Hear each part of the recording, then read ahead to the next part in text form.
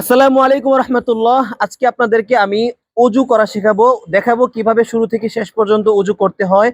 আপনারা খুব খেয়াল করে দেখবেন ভিডিওটা, ইনশাল্লাহ। আশা করি এই ভিডিও থেকে আপনারা পরিপূর্ণ অজু শিখতে পারবেন ইনশাল্লাহ। চলুন এদিকে আসুন।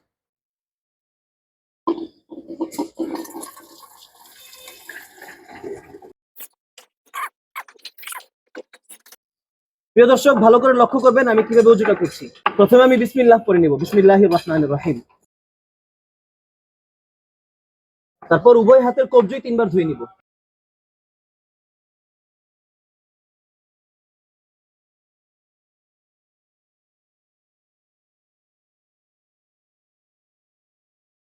তারপর আমি মেসওয়াক করে নিব।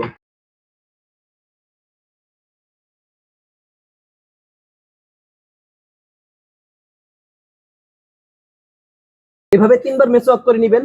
তিনবার, যদি মেসওয়াক থাকে তাহলে মেসওয়াক দিয়ে মেসওয়াক করবেন, আর যদি মেসওয়াক না থাকে তাহলে আঙ্গুল দ্বারা মেসওয়াক করে নিবেন। এরপর আমি কুলি করে নিব তিনবার।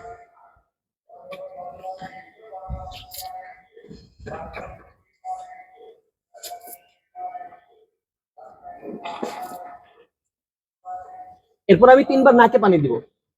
ভালো করে খেয়াল করেন আমি নাকে কিভাবে পানি দিই।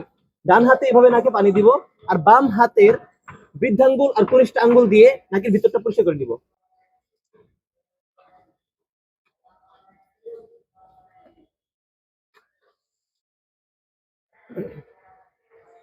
নাকে পানি দেওয়া শেষ তিনবার। এখন আমি পুরো মুখটা ধৌত করব।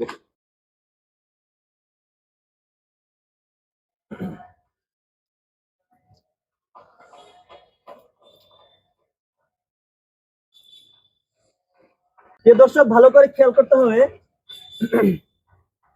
অজু করার সময় আপনি যখন মুখ ধুবেন তখন যেন আপনার চুলের গোড়া, এখানে চুল ওঠার জায়গা থেকে এই জায়গাটা ভালো করে খেয়াল করেন। হ্যাঁ, এখান থেকে নিয়ে শুরু করে, প্রয়োজনে আমাকে কাছ থেকে দেখাও, একেবারে এই যে এই যে কানের লতি এখান থেকে এই পর্যন্ত ভালো করে ঘষে ঘষে একদম থুতনির নিচ পর্যন্ত ভালো করে ধুতে হবে, যাতে করে মুখের কোনো অংশ, হ্যাঁ, যেন শুকনো না থাকে। তিনবার মুখ ধোয়া হয়ে গেলে তারপর আমি ডান হাতের কোণে কোণে সহ তিনবার ধুইব। একবার, দুইবার, তিনবার। এবার বাম হাতের কোণে সহ তিনবার ধুইব। একবার,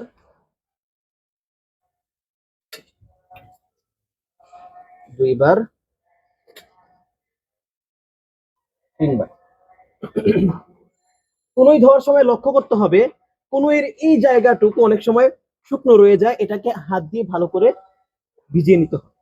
যখন দুই হাতের কোনোই পর্যন্ত আমাদের ধোয়া হয়ে যায়, তখন আমরা উভয় হাতের আঙ্গুলি আমরা খিলাল করে নিব, কারণ এই জায়গায় অনেক সময় শুকনো রয়ে যায়।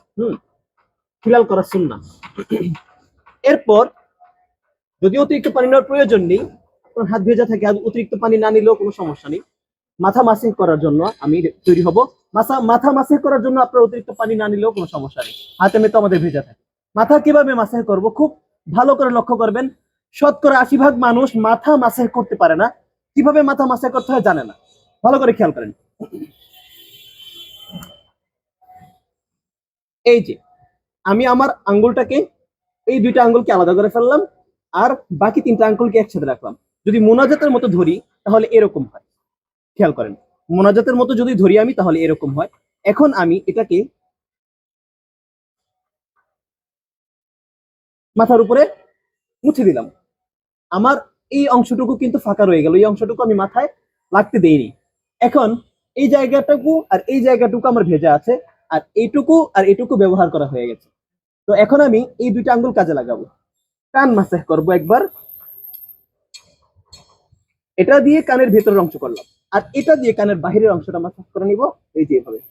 এখন এই জায়গাটুকু আর এই জায়গাটুকু ব্যবহার বাকি আছে, এটা দিয়ে আমি গর্দানটা মাসাজ করে নিব, আর এই পুরো প্রসেসটা একবার করব।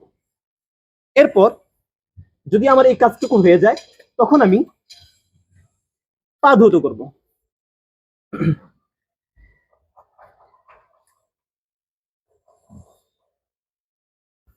তিনবার ডান পা ধুবো, আবার তিনবার বাম পা ধুবো। যখন উভয় পা ধৌত করা হয়ে যাবে তখন আমরা দুই পায়ের আঙ্গুলি ভালো করে খিলাল করে নিব, কারণ অনেক সময় আঙ্গুলের ভিতরে ফাঁকা রয়ে এই শুকনো রয়ে যায়। ওযু শেষ হয়ে গেলে আমরা আকাশের দিকে চেয়ে একবার কালিমায়ে শাহাদাত উচ্চারণ করে নিব, আশহাদু আল্লা ইলাহা ইল্লাল্লাহ ওয়া আশহাদু আন্না মুহাম্মাদান আবদুহু ওয়া রাসূলুহু। এই হচ্ছে ওযু করার পুরো প্রসেস। কাছে আসো।